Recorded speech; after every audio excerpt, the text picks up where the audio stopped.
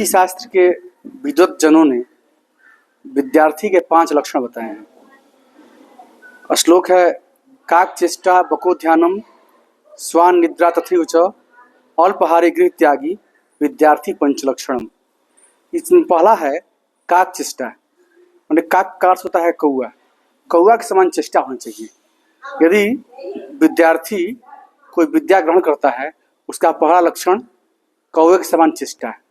दूसरा है बको ध्यानम, बगुला की तरह ध्यान। जब तक विद्यार्थी ध्यान एकाग्रचित नहीं रहेगा तब तक वह विद्या को ग्रहण करने में सक्षम नहीं हुआ। वैसी परिस्थिति में बगुला के समान ध्यान यह उसका दूसरा लक्षण है। तीसरा है स्वान निद्रा, स्वान का अर्थ होता है कुत्ता।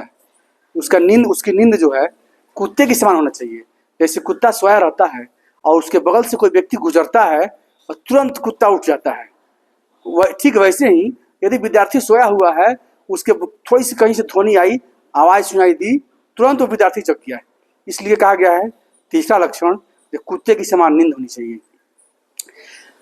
स्वान निद्रा तथैव च अल्पहारी, विद्यार्थी यदि बहुत अधिक भोजन करेगा तो उसको नींद सताने लगेगी और फिर पढ़ने में मन नहीं लगेगा, हमेशा क्या कहते हैं ऊँघाई आने लगेगी। इसलिए विद्यार्थी को चाहिए कि कम से कम अल्पहारी माने कम भोजन करे और गृह त्यागी। घर पांचवा जो लक्षण है वह घर का परित्याग कर देना। तो घर का परित्याग का अर्थ यह नहीं है हमेशा हमेशा के लिए परित्याग कर देना। घर का त्याग करने का अर्थ है विद्यार्थी जीवन में विद्या ग्रहण करने के लिए घर का परित्याग करना। ये विद्यार्थी के 5 लक्षण बताए गए हैं और यदि विद्यार्थी इस 5 लक्षण को अपने आप में समाहित कर ले तो वह दिन दूर नहीं कि अपने मंजिल को अवश्य प्राप्त कर लेगा। परंतु आजकल के विद्यार्थी में यह लक्षण दिखलाई नहीं पड़ते हैं, बिल्कुल विपरीत स्थिति में है। उनका जो विद्यार्थी का लक्षण है वो काफ़ी हरास हो रहा है। इसलिए यह दायित्व अभिभावक का बनता है कि अपने बच्चों को कम से कम विद्यार्थी को जो लक्षण है उसको बताएं, समझाएं, हमेशा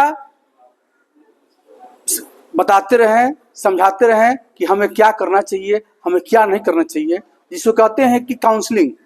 यदि अभिभावक अपने छात्र या छात्रा अपने प्रतिपाल्य जो भी बच्चा है या बच्ची है अपने स्तर से काउंसलिंग करते हैं तो विद्यार्थी में सुधार होगा और सुधार करते हुए वह जो चाहते हैं लक्ष्य को प्राप्त करना, निश्चित रूप से उनका विद्यार्थी अपने प्रतिपालक के अनुरूप लक्ष्य को निश्चित रूप से प्राप्त करेंगे और मंजिल तक पहुंचेंगे।